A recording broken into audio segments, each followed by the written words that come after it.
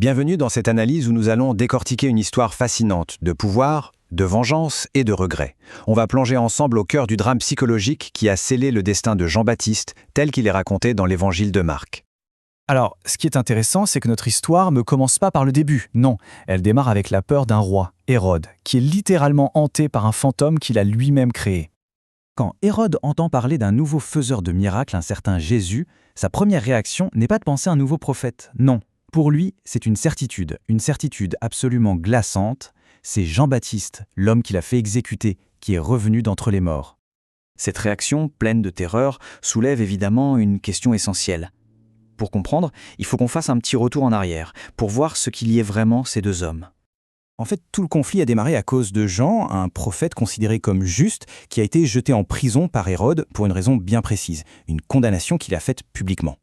Voilà ce que Jean avait osé déclarer, et ouvertement en plus, que le mariage d'Hérode avec Hérodiade, la femme de son propre frère Philippe, était illégal.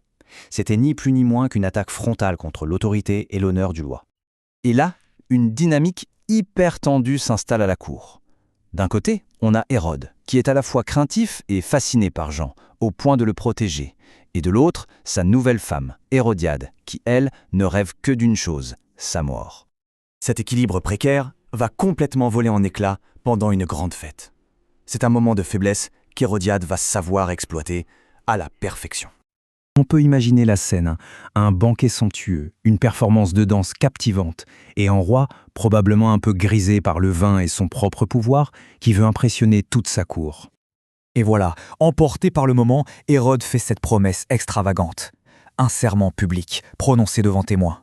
Une parole qu'il ne pourra plus jamais retirer. Hérode vient de donner à Hérodiade l'arme parfaite, celle qu'elle attendait depuis si longtemps. Et croyez-moi, elle ne va pas hésiter une seule seconde à s'en servir. Ce qui se passe ensuite est d'une froideur calculée. La jeune fille n'est en fait qu'un instrument, la messagère de la rancune tenace que sa mère nourrit depuis des mois. Et là, la demande tombe, comme un coup près. L'ambiance de fête est complètement pulvérisée. En une phrase, le banquet se transforme en scène d'exécution politique.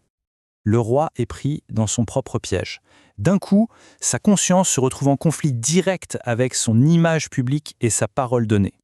Le texte est très clair là-dessus, Hérode est dévasté. Ce n'est absolument pas ce qu'il voulait. Il est rongé par le remords, parce qu'il sait qu'il a condamné un homme qu'il protégeait et qu'il considérait comme juste et saint.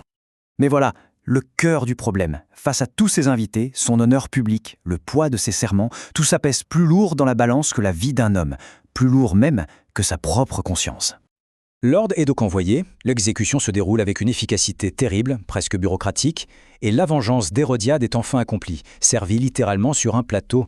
Alors le drame à la cour est peut-être terminé, mais l'histoire de Jean, elle, est loin d'être finie. Ses disciples viennent récupérer son corps, lui offrent une sépulture et s'assurent que son message et son sacrifice ne seront pas oubliés. C'est comme ça que son souvenir survivra, bien après le roi qui l'a fait tuer. Au final, cette histoire vieille de plusieurs siècles nous laisse avec une question qui, elle, ne vieillit pas. Qu'est-ce qui pèse vraiment le plus lourd dans la balance du destin ? Le pouvoir d'un roi, la haine d'une reine ou le poids irréversible d'une simple parole ?